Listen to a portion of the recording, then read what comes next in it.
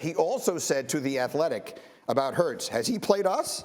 All right, different teams run different schemes. All y'all need to write is he hasn't played the Cowboys yet, so we don't know how good is he. Okay, so the only thing, RC, that I like more than a quarterback controversy in Dallas is trash talk involving the Cowboys and the biggest game of the year. What do you, as a guy who's played on great defenses yourself, some of the greatest of all time, and you've gone up against really good teams, do you like him talking that way leading into the game? You know what? I don't necessarily know if I like him talking this way, but I love him feeling this way. This is what you're supposed to do if you're a dominant defense. You don't go to Philadelphia and change who you are. You're not asking yourself, how do we adapt to what Philadelphia does? No, Philadelphia got to adapt to what we do. We get after the quarterback. We have linebackers that run sideline to sideline. We have a shutdown corner on the outside. We got 3 safeties that move all around and play high-level ball. This is what Demarcus Lawrence should be thinking. It's what Michael Parsons is thinking.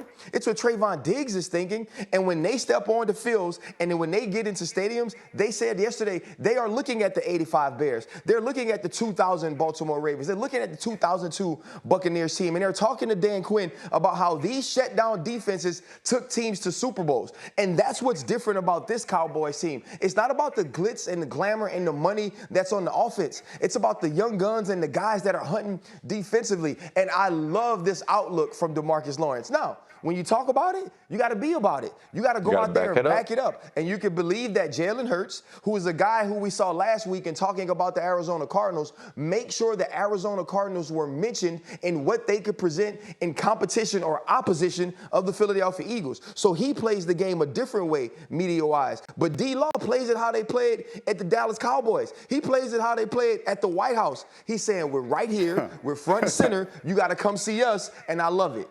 Brooke Pryor, what do you think?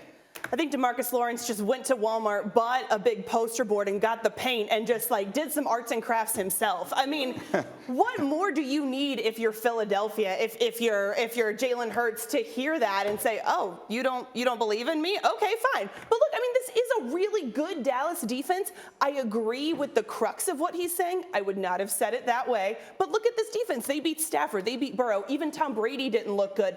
This is, I think, Jalen Hurts' best case to show that he is a legitimate, more, not maybe top tier quarterback, but he is right there. He is knocking on the door of that next level. To me, it says, you know what, this 5-0 start wasn't a fluke. Look at how I did against one of the league's best defenses. What do you think, Ninko? I think Jason Kelce is going to walk into the offensive line room.